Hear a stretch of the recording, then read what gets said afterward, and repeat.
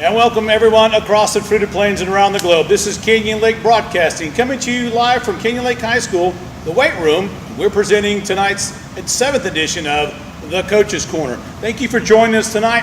I'm your host, Corey Martelli. Producing tonight's show is Darren Lesturgeon. He's the man behind the scenes, as it will. And we are glad that you're here tonight. I want to thank our sponsors out there as well, and you, the viewers, for making Canyon Lake Broadcasting the #1 sports entity here at Canyon Lake High School. This is our 136th broadcast for the school, and we're proud of that fact on our 5th year. And as some people might say, didn't think it would last as long. I surely didn't. But here we are nonetheless with an informal Coach's Corner. To my right is Coach Corey Mickey. In the background, we've got some of the Canyon Lake High School football's finest. We'll get to them in just a minute and get to their stories and the football season at hand. But we thank you for joining us tonight. We appreciate Canyon Lake High School faculty and staff, as well as Comal ISD for their continued support. Great to have you here, Coach Mickey. I've got a lot of questions to ask of you, what you do, but we'll get started, very informal. So, Coach, give us a story on how you got from Mountain Valley to here, and kind of what you're teaching here at the high school. Okay. Yeah, I've been with Comal ISD now for 10 years. It's gone pretty quick. I started teaching 5th grade science down at Startsville, actually, which we split, and half of those kids went on to Mountain Valley. But I was down there for about 7 years. During that time, I was playing in a tennis league out at Nukes, an adult league, and so I've been involved in tennis, for a number of years, really since college. But here about 3 years ago, I heard about the tennis opening coming open, and I sent Coach Drum an email about it, inquired about it, and he said that he'd like to talk to me. And so, one thing led to another, and 3 years ago, they brought me on over to the high school. Awesome, good story. Glad to have you here. It's a 3rd year already. A lot of people may not be too familiar with our tennis program here, but Coach Mickey's been here, and it's had some success early on, and continue to right now, right? Yeah, one of the big things, when I first came on, we needed to get our numbers up. That was a challenge. They only had maybe a handful of kids playing, 4 or 5 years ago. And so we just needed to get more kids involved. And so, we've kind of been growing that over the last couple of years. Last year I had close to 30 kids that were playing between fall and spring both. Some kids do one and not the other. Some kids do both. It depends on, other sports that they're interested in. Sure. So some kids might play in the fall, and then they have baseball in the spring, so they don't play so much with us in the springtime. Okay. And so that applies to a lot of my players. Right. So this fall, kind of talk about this season, your district. Who's in your district? Yeah, our district, in all honesty, it's probably the toughest district in the state of Texas. My first year here, I remember the Fredericksburg coach called me over when I was at the district tournament, and he goes, you just came to the toughest district in the state of Texas, right? And I said, yeah. I figured I probably did. Fredericksburg has multiple state championships, and Bernie and Wimberley are both right behind them in the number and quality of players that they have. And of course, this year we added Davenport, and we still have Bandera in our district as well. Great. So talk a little bit about the season this year. I saw some successes in beating some teams, and there were some teams obviously not going to win them all, but talk about the season, how it went. We started the year, we went up to Burnett, the Burnett Bulldogs. We went on the road and took a full team of 14 kids up there, and we beat Burnett pretty handily. They beat us a couple of matches, but I want to say we won out of 19 matches. We won probably about 15 of those. They won about 4. Wow. We went on to beat Bandera as well. We actually beat them 10-0. We normally stop the official score when we hit 10 because that's the win. All right. But we did go on to win every match. Good. So it was actually 19-0. And then, we got into the teeth of our district. We hit Wimberley. We hit Bernie, and we hit Fredericksburg, and schools which you just mentioned with big programs. Yeah. So they kind of took care of business the way they normally do. That's all right. You said you grew the program. You had 5 or so here when you got here. Now you're taking 14 to a match. The competition within to make the team, to get on the team. Who are some of the veterans and who are the upcomers? Yeah, I've got a pretty good little group of seniors. Gabriel Lara is a senior this year. He's been with me 3 years. He's been in the program 4. He plays in about my 3 or 4 spot on the boys' side. Haley Gallagher's a senior, and she's my number 1 girl. Okay. So she's actually been competing, against every team's number 1. So, oh, wow. She's kind of had her hands full this fall. The spring is going to be, I think, a lot better and a lot more fun for her. I think she'll compete in some tournaments where she doesn't have to match up against the Fredericksburg number 1 and the Bernie number 1 every time out. So how do they seed the number 1 schedule? Who determines number 1? By individual victories, and you just keep seeding up? We do that basically through practice. We have what we call challenge matches. And, I kind of pair up, in the beginning, I kind of pair up kids that I think are close to one another. I kind of put it where I think it is, mm-hmm. and then we actually play challenge matches so they can determine that on the court. So it's determined by them. I tell them, if they don't agree with where I have them, I say, hey, in tennis, it's easy to fix. I'll play y'all together, and the winner, takes the top spot. Right. And so it's determined basically by the players. If they win, they move up. If they lose, they move down. Oh, that's nice. Good work ethic. Make you earn it. You bet. No free trophies. No. So who would be up and coming in the program for Canyon Lake? I have a really good group of sophomores. Last year they were freshmen. I had a dozen freshmen last year. So it's really a big group, but there's also some good players in that group. My number 1 boy is in that group. He's Colby Jackson. Okay. He's only a sophomore. His sister Harley is in that group. She plays like in the 3 to 4 to 5 type spot. As a sophomore? As a sophomore, yeah. On the boys' side, I also have Travis Parma, who's also a baseball player, in that group, and Tanner Adams, he just plays tennis. But that's a real good group of sophomores coming up. Wow. Sounds like you got the program on the up and going and getting some respect and getting some playing time. We're going to be moving into the spring. You may lose a few. Yep. In the spring season, is it just like the fall, or is it a little bit different? No, it's actually a totally different format. In tennis, it's a totally different sport. In all honesty, Mm-hmm. There's 2 different state champions. There's 2 different UIL playoff brackets for fall versus spring. The springtime is all about individual play. So we don't compete necessarily as a team, but individuals compete in singles or in doubles. They can't play both. Okay. So when we enter them in tournaments, I have to enter them in singles or doubles, not both like in fall. So it's an individual. And they basically play in a tournament until they're knocked out, which most are double elimination. Right. So that's an aspect I don't think many people knew. So going into your spring, looking at what you have, who would be your doubles at this time if you had to pull the trigger? Wow. It's kind of going to be determined by who plays singles. Like Zachary Elson, he's a junior this year. He's my number 2 boy, and he even can compete with Colby for that number 1 spot. They're pretty close. Mm-hmm. So if I play Zachary and Colby both in singles, then they're obviously not going to be playing doubles. And Zachary and Gabriel Lara kind of like to pair up for doubles, and they make a good team together. They have good chemistry together. Yeah. But if Zachary plays singles, then I'm going to have to find another partner for Gabriel. And Gabriel likes the doubles. He's a real good doubles player. He likes to come to net. He's aggressive up at the net, and he's a pretty solid little doubles player.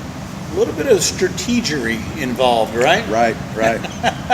So I want your best person to try to go to state, single, but you still want that double. And then injuries occur like in any sport, I'm sure. Right. So you've got to have somebody waiting in the wings. I mean, in track they have the alternate. Do they have the alternate out in tennis? We really don't. Right up until the start of a tournament, I can make a roster switch. Okay. So even if I know that morning that maybe somebody is sick or somebody had an emergency and they did make the bus, I can make a roster switch that morning to a tournament.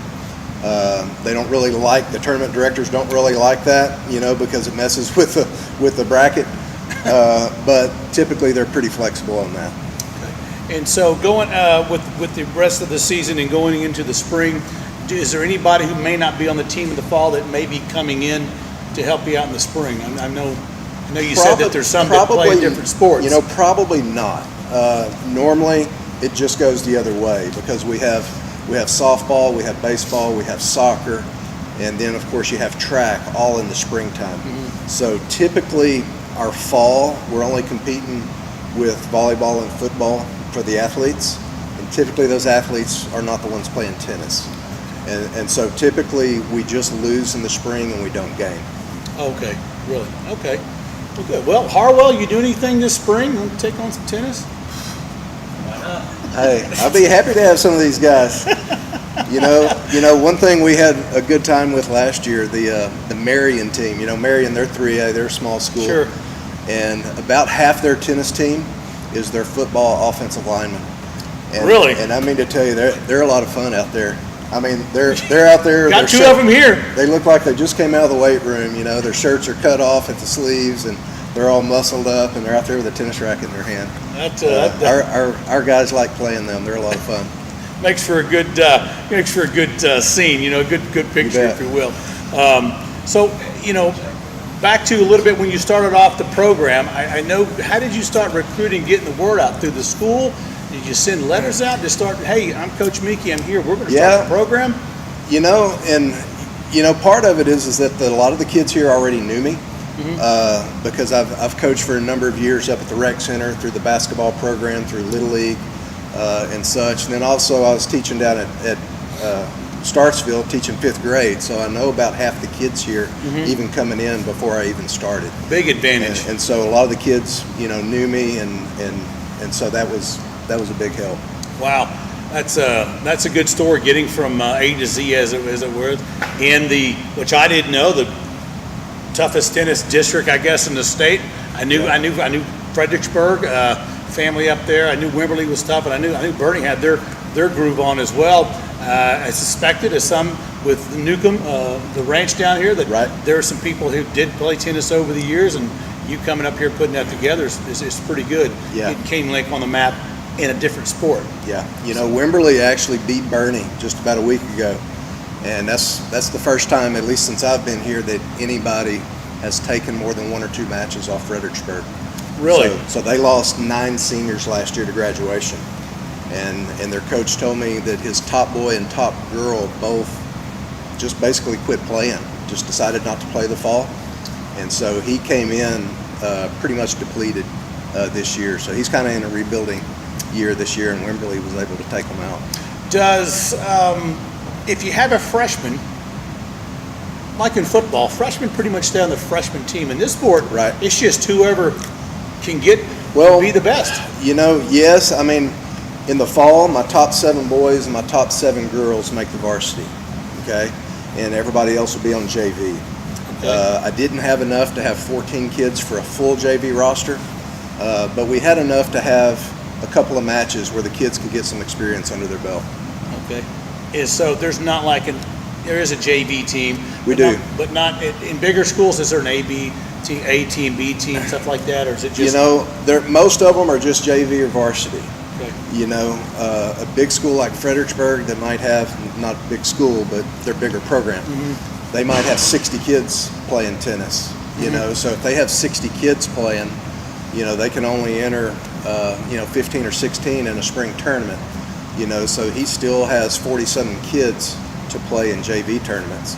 And so he's sending kids to multiple tournaments around Central Texas. Wow. You know, and I try to send kids to JV tournaments in the spring too.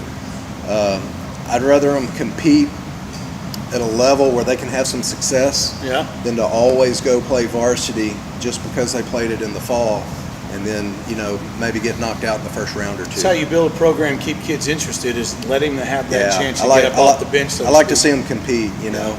I'd rather them compete in a JV tournament and make it to the semis or even the finals than to go to a varsity tournament and get knocked out in the first round. Well, that's great. Well, this is Coach Corey Mickey here at Canyon Lake High School, a tennis coach. We are glad to be here producing this show for everybody, and thanks to our sponsors, who we'll go to in just a minute on a break here in a second. But any final things about the tennis program you'd like people to know? I mean, I've learned a lot sitting here. A couple things I didn't know. I thought I know, but I didn't. But I think people watching this will say, "Wow, I didn't know how that actually." worked. I mean, we just need more kids to play. Get your kids involved in tennis. There's plenty of opportunities around out at Nukes or Spring Branch Tennis Center over off of 281. They have youth programs. Nukes has youth programs. You don't have to be an academy kid to go to Nukes. They do have programs for beginners. It's a great place to get started. Awesome. Well, this is Coach Corey Mickey, Canyon Lake High School tennis coach, and we're going to take a break and go to our sponsors. We'll be right back after these messages. Don't go away. Whether you're needing assistance with your mortgage to buy your home, buy a vacation home or rental property, refinance or take the equity out of your home to pay off high-interest credit card debt or other financial needs, call Mike Horner at Gold Financial Services, your local mortgage lender. Whether you have great credit or have had an issue or life situations that have affected your credit, he is there for you. Call him today at 210-240-6196. Mike Horner at Gold Financial Services, NMLS number 234487, Equal Opportunity Lender. Gold Financial Services is a division of AmCap Mortgages LTD, NMLS number 129122. Hey Hawk fans, did you know that not only is Hawk Country a fantastic place to live, but Comal County and surrounding areas are amongst the fastest growing areas in the entire country. If you or someone you know is considering buying or selling any type of real estate, call your Hawk Strong Realtor, Steve Crisp. Steve has lived here for over 20 years and is very knowledgeable about the current real estate market here in Hawk Country. Steve is a realtor with Berkshire Hathaway Home Services, Don Johnson Company, located right here in Canyon Lake, home of the Mighty Hawks. Whether you're interested in selling or buying, let Steve go to work for you, furnishing all the information needed to make an educated real estate transaction. Due to the strong real estate market, our property here in Hawk Country has and continues to appreciate in value. If you own real estate and would like a no-obligation market analysis on the current value of your property, give Steve a call at 830-832-0257. That's 830-832-0257. Go Hawks! Hey Hawk fans, this is Faith with Elite Water Rentals. Summer may be winding down, but one thing's for sure. It's still hot in Texas. So come rent a pontoon or jet ski from us. We're open 7 days a week, and your safety and satisfaction is our top priority. Beat the summer heat. Call 210-347-3436 to reserve your time. That's 210-347-3436, or visit us on Facebook, Elite Water Rentals. Go Hawks!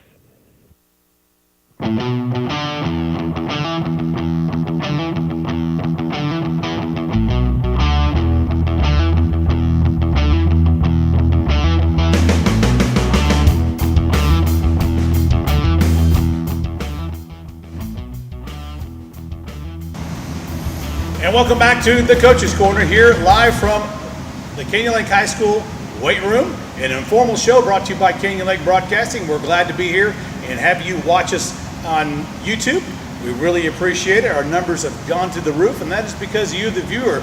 We thank you for all the new viewers we've had out there. Miss Anita Hill in Fort Worth was a newcomer here, and we appreciate her. She logged on Friday night to football game and was her first time.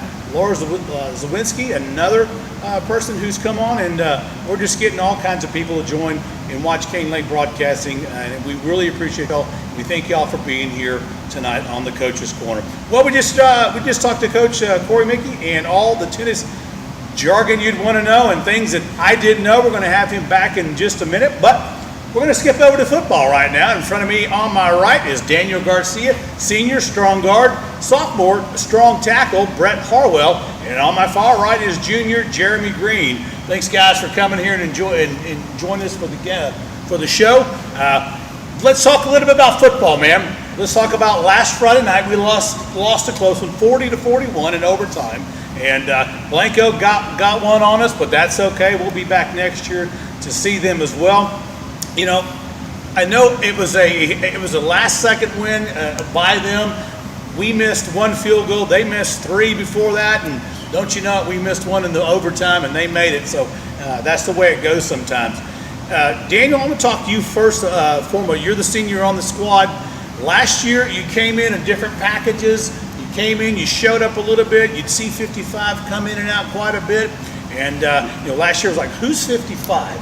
And I thought to myself back then, I said, well, people are going to be surprised when he gets on varsity next year. it is next year. So what motivated you to keep going, to keep playing, to become such an anchor on the offensive line this year? Well, like, I don't know, like, it's a different type of mentality. Like, I know I wasn't big, like, nobody knew about me, you know, so I was like, you know, like, why not, like, show what I can do, you know?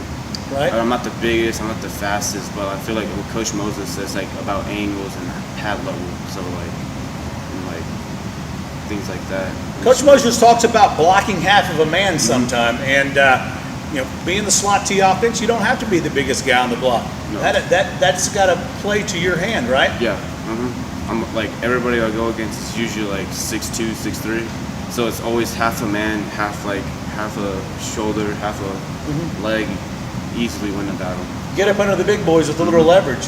What do you like about playing strong guard? A lot of pancakes. A lot of pancakes, a lot of that going around these days.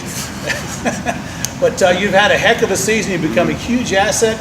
I told you off the air that a lot of people always ask about who these players are, where they go, and you know my answer is, you know, they've been here a long time. You just hadn't noticed, right? Yeah. So I was trying to get them to get involved, right? Yeah. Tell them a little, where did you play any little league football, junior high? No, I played 7th grade year. Started playing 7th grade, and I played middle school, and I was on B team like that entire middle school. And I played freshman year, and I practiced a little bit with that varsity that senior. Like past 3 years, I did varsity head.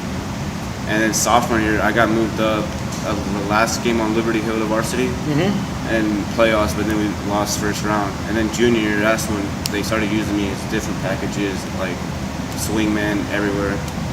Well, And then this year, just stuck to one position. Just kind of glad now. Well, you've made a big impact for King Lake football. I guarantee you that. You can just look at any broadcast that we do, or go back and look at the huddle plays, and see what you're doing. And like I said, big asset. And thank you for coming out here. But off to a good season. You know, we're going into district. We'll talk a little bit about that. On my far right is Jeremy Green, the junior. And if you hadn't seen us in the last 2 games, boy, did you miss out. Jeremy Green's 5 touchdowns, 2 in Jordanton on a pass with the left-handed, on the feet, in the end zone, in the corner. It's a highlight reel in itself. And then last week during Blanco, 3 touchdowns. One was a 76-yard run, a 26-yard pass, and back to the Jordanton game again. We had one downfield. He's all over the place like a Plinko chip on The Price is Right. Jeremy, great last 2 games. You had great first 3 games. The last 2 games, you have come to uncork. What gives, man? I appreciate it. It's just, you know, getting a little bit more comfortable with my line, you know, definitely getting better at executing and doing all of our more complex plays, just hammering them out, and then just getting to new positions. I've pretty much gotten a new position or had to temporarily learn one about every week. So this week I played more halfback in jet, which is where all those runs came from. So You had a big run. I call it the backside trap. I won't get into the technical terms of the names of the play, but broke it offside, man. It got some good blocks, right? Good blocks, and broke the line. Got out into open field, cut it back, and you know, if you haven't seen it, you can go back and watch on YouTube the Blanco game. But you pushed the young man down into the ground with one arm. Go into that play a little bit. you know, it's pretty hard to get tackled whenever you're not close to getting touched in the first 15 yards. That's these dudes. They're doing their job pretty great whenever I'm not anywhere near anybody for the first 10 yards. But after that, it's just ball drills and a little bit of weight room. But A little bit of weight room. So when you went to stiff arm this kid in the chest, did he think it was his last breath? Did he have a vision of you in his eyes, or what? I'm not Talk sure. about that. I imagine he was pretty upset. I've been there embarrassing. before. Yeah, it's not the most dignifying position where you're just sitting on your chest looking at the dude score. I've been there. Yeah. But We've all been there a little bit. we all have. But fantastic run, you know. And at the end of the game, you know, McMullen rolls out to the right. It was like the San Francisco catch, really. McMullen buying as much time as possible and hits Clark in the back of the end zone. You reach up and grab it. Tell us about how that unfolded. I know that probably wasn't your original pass No, pattern. sir. I was supposed to run a corner right there, but you know, it was just Peyton flushed out, so I turned it inside, and then I don't know how he didn't get tackled for a good 7 seconds, and then he just floated it up with a pretty perfect pass. And made a pretty easy grab. Was he kind of giving you a little direction with his arm, or would you just look into eye to eye? Yeah, we kind of made eye contact. You can see it in the film where I kind of just point back and tell him where I'm going, and he knows where the open space is. If we miscommunicate, he's just going to float it up to where someone's going to get it. Right. You know, we had a few receivers over there, so I was lucky I just made that catch. Yeah, good. Another one for the highlight reel. Good pass, good play, and certainly a game changer. That got us into overtime, and without that pass, we wouldn't have gotten to where we were that night. But good play. So in the middle, here's the big sophomore, Brett Harwell, number 70 on the offensive line, strong tackle. Brett, good to have you here. You come from a whole line of athletes in your family. You've gone through Canyon Lake High School. Your sister, right, Maddie, Yes, and then Michael Harwell III. We like to call him Dirty Mike. He's a good guy. Played linebacker. Was on the 2017 team. Did a heck of a job. Now you're filling the shoes and continuing the Harwell line. How does it feel? It feels pretty nice. I mean, just working up. I mean, I've been looking forward to this my whole life, basically, just being able to see my siblings playing up here, just always waiting to be here and just playing. You've been in the stands for years watching your brother and sisters play, and finally you're getting your chance, and last year you had a great season on the freshman team. I don't know how many yards and points y'all scored last year, but you're on the defensive side then, and then you come in to make varsity, and coach grabs you and puts you strong tackle. How did that metastasize with you? Meaning, did you want to play defense, or are you just glad to be here, sophomore? Well, I mean, I've always played. I played both sides of the ball all the time, and well, I mean, whenever I just told that I was going to move it up, I was always happy and just ready to do whatever the coaches were saying, just ready to form to wherever they needed. Well, that's good. So what is the difference between the freshman and varsity? Give me, what's the first thing you noticed? The first thing I noticed was the speed change. I mean, it's a lot different of a speed. Freshman, you can kind of lollygag a little more. Varsity, you have to be very strict and very in point and very focused in. So you admit to lollygagging on the freshman team? A little more than I would on right now, you see. Well, that's good. In your position as strong tackle, you're on a line with a bunch of seniors. You're the youngest one on there. How does that feel? What are you learning from, Daniel and where he's been, and Toich and Chris and Tenzio? I mean, it's really just leadership. I mean, I'm learning a lot of leadership from them. I'm learning how to do things right, and whenever I get upset, not to keep my head down, they always bring me back up and just let me know that it's okay to mess up and it's okay to keep working forward through it.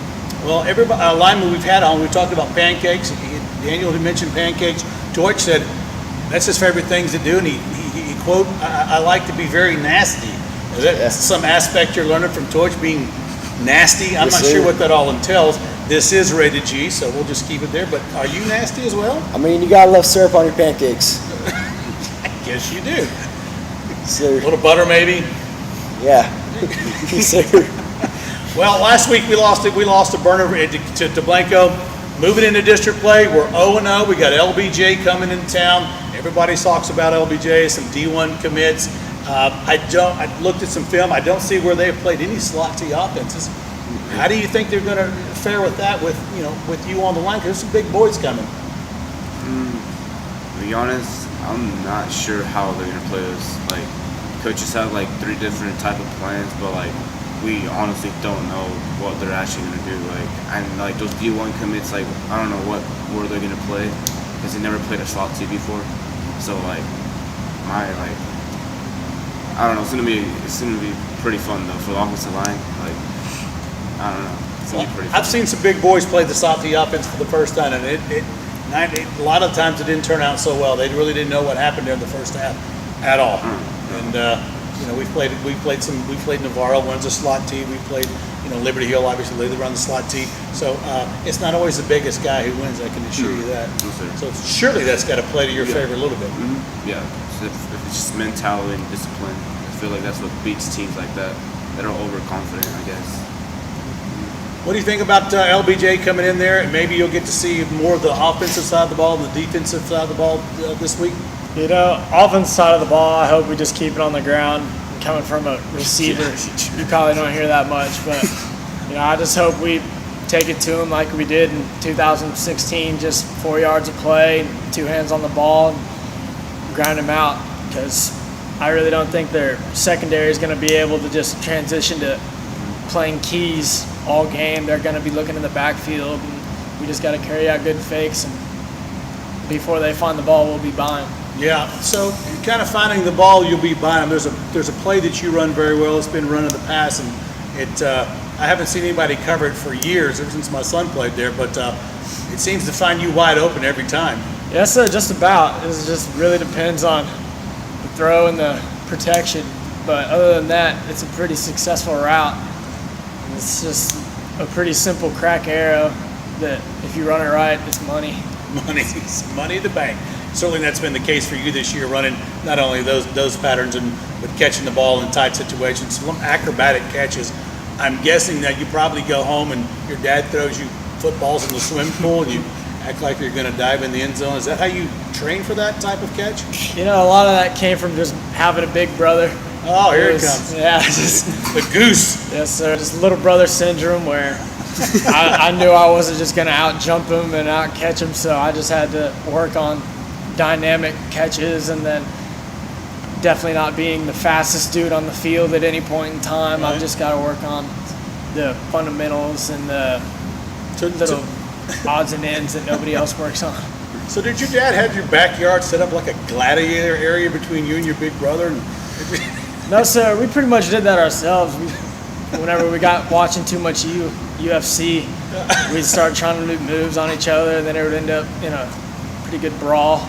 But that's toughness for me. So Darren had said in the broadcast the other night that it's like battling for the last pork chop at the dinner table. Oh yes, there's no secret. We were two different body types. He was a strong end, and I was a swing man. They're pretty much on the opposite sides of the line. So he definitely got more of the beefcakes as a kid. More pork chop, huh? He used them. Yeah. I used my lack thereof. So. Well, it's done well for you. So coming at LBJ, big game, big guys, big scene for you. Never been there before on that stage. These guys have kind of played the varsity. Tell me what your thoughts are in coming with a pretty good sized team and very quick as well. Yes, sir. Well, I mean, we really don't know what they're going to run. We have somewhat of an idea, but they've never played a slot T offense. I mean, our jobs, we're just going to play as hard as we can, as focused as we can. We're going to come in and play some smash mouth football like everyone likes. Yeah. I mean, taking it 5 yards at a time, 4 yards at a time, that's what we love. Is there a specific play you like more than others? I mean, I personally like 349 now that I get to pull a little bit more and I get to block down. I mean, just making those plays, it's pretty fun. Quite the cheerleader you are, I understand, as well. Yes, sir. I mean, high school football, it's all about energy. You got to bring some energy. You know what I mean? Bring it. Sir. Well, good.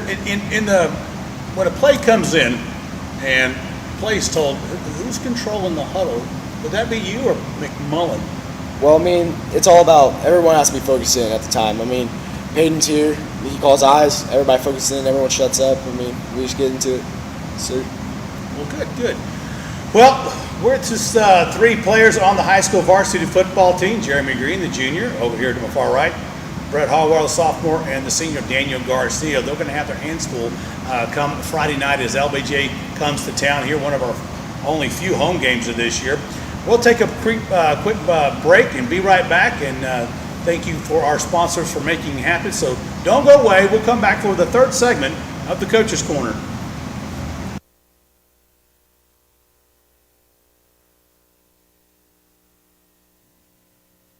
This is Stephanie at Good Life Pharmacy.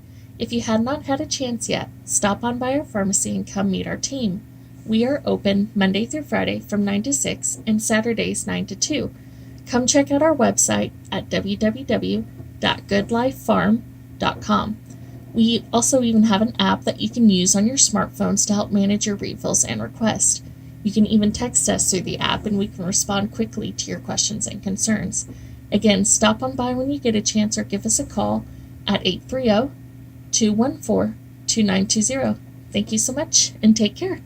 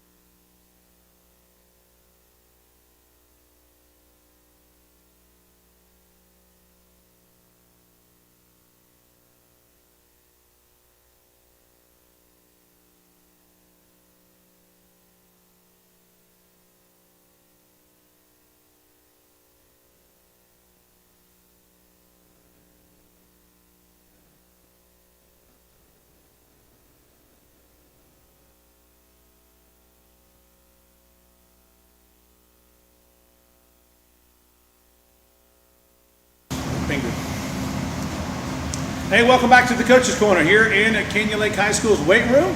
We appreciate you joining us for tonight's broadcast. You can catch Canyon Lake Broadcasting on Facebook. You can follow us on Instagram and Twitter, and also Canyon Lake Athletic Booster Club. We're part of that association as well, and so get to Canyon Lake Athletic Booster Club and be a part of the Booster Club here at Canyon Lake High School during the COVID-19 era. Having a lot of things that are put off on hold that we can do fundraising. So we're always looking for donations at Canyon Lake Athletic Booster Club. You can look them up on Facebook, or you can just call the high school. We'll get somebody in touch with you. Well, this is the third segment, the closing segment. We're going to have a little fun real quick. We're going to make a round robin here full of questions. We're going to start off with Coach. Coach, I got to ask you, what is your favorite pie? Wow, that's actually a pretty easy one. I'm going to say coconut meringue pie. Coconut? You bet. My grandma used to make one every Thanksgiving and Christmas. Yeah. And, I mean, just awesome. I've never seen an angry man eat pie. Yeah. I mean, tell me if I'm wrong. Carwell, what about you? I mean, I'm kind of a key lime guy, key lime pie. Are you? I like cobblers a lot. Peach cobblers, those are pretty good. Homemade or Sara Lee? Yeah, homemade. I mean, I come from a German family. They make some good pastries. So Yeah. All right, Jeremy, you're up, man. I'm with Harlow right here. I'm more of a cobbler guy, or like a lemon meringue pie, you know, with the cow slobber on top, all that. The what? I don't know the technical term The for it. cow slobber. Like bony stuff that they got on there. Yeah, okay. Pie fights and all that. Yeah. But yeah, it's not like the whipped cream. It's the more like thick, you know, like where you got to cut it. Ah, I got you. Okay. Not sure what the name Cow of that I'd is. say cow slobber. Cow slobber pie. That's good. What about you, Garcia? Probably gotta go with them too. Like this, Really? Yeah. Like sweet type of like pie. Yeah. I can't specifically say what type of like. I don't know. All pies are good to me. So. All pie's good, right? For linemen. Yeah. For anybody. Peach. Yeah. Peach Cobbler's chocolate with was a little hard. bluebell on top of it. Yes. Bluebell. Like vanilla? that's pretty You nice. got to have a little Yeah. vanilla on it. It's got to be Yeah. Bluebell and vanilla. Is the You bet. consensus Bluebell Yeah. vanilla? I'm in with Bluebell vanilla. I know Darren likes Bluebell vanilla. Thumbs up for Darren. So, when you're trying to warm up for a football game, right? What kind of music do you want to listen to? I mean, just anything that can get you in the mood. I mean, if Taylor Swift's your thing, that's your thing. You get to it. Katy I mean, Perry goes hard, dude. but What is that? It's a Taylor Swift and Katy Perry goes hard. Yeah. Hannah Montana too. But I mean, Hannah like, I'm not even Montana. kidding, dude. I mean, but if like rock is your thing, I mean, if rap's your thing, Jeremy, I've got Taylor Swift and Hannah Montana. I was trying to look for like you. Back me up on that. Yeah? Back me up on that. I can say that after the game, at home games, if we get a win, we usually come in and we listen to a little 'cause- Miley Cyrus. But before right. game, I'm usually sticking to like some that's- bass boosters, you know, where it's just. I was thinking Metallica, AC/DC, something hard, you know, grind it, man. I listen to some Alice in Chains before a game, but that's about as far back as I'll go. But Yeah. usually it's more like some 21 Savage, which I don't encourage anybody to look up. But 6'9" 21 Savage 6'9" and does go cow slobber. What's 6'9". Coach, what about you? Is there anything that pumps you up? I mean, I don't even know what he's talking I about. don't either. I have literally no idea, but I am going to look it up. I'm more of a country music guy, so I mean, Amen, brother. some of those things they're talking about, I don't even Yeah. know what's going on. Yeah, a little Dinosaur, maybe some Hank Williams, Earl Haggard. Yeah, a little George Strait maybe. country fan too, but Yeah. before a football game, Yeah. country just doesn't. Yeah, not- that this doesn't doesn't it doesn't fit before a Alan football Jackson game. isn't pumping me up. No. It's I mean- dudes, but- country can be good. I love country. Yeah. I mean, it's just not. It's not in that zone. You know what I mean? I completely understand, but it's a good answer. Answers we've never had before. I can tell you. I didn't that. expect to hear Miley Cyrus and Hannah Montana. I didn't either. I mean, who knew, right? So next Friday night when you guys are coming out of the weight room here, going on to the Hawk Stadium, and we're up there putting on the show. I'm going to Yeah. think about Miley Cyrus and Hannah Montana. And I might have a different outlook or perspective on some of the broadcasts for Friday night. But no, thank you all for coming out here and being part of Coach's Corner. Had a great time, and we appreciate your time. I know you'll get it really early. It's really late, and y'all got a big week ahead of you. And, we're going to have the first district game against Austin LBJ coming into town. But we'll have it live here on Canyon Lake Broadcasting YouTube channel. and we appreciate your support. Thanks, Coach, for coming in, man. Harwell, Green, Garcia, great job this year on the Canyon Lake High School football team. Thanks for having us. Oh, absolutely. And we thank everybody for watching us out there. It's Corey Martell and Darren Sturgeon, and we are the voice of the Hawks. We appreciate you showing up here. You take care, go Hawks, and beat LBJ. Good night.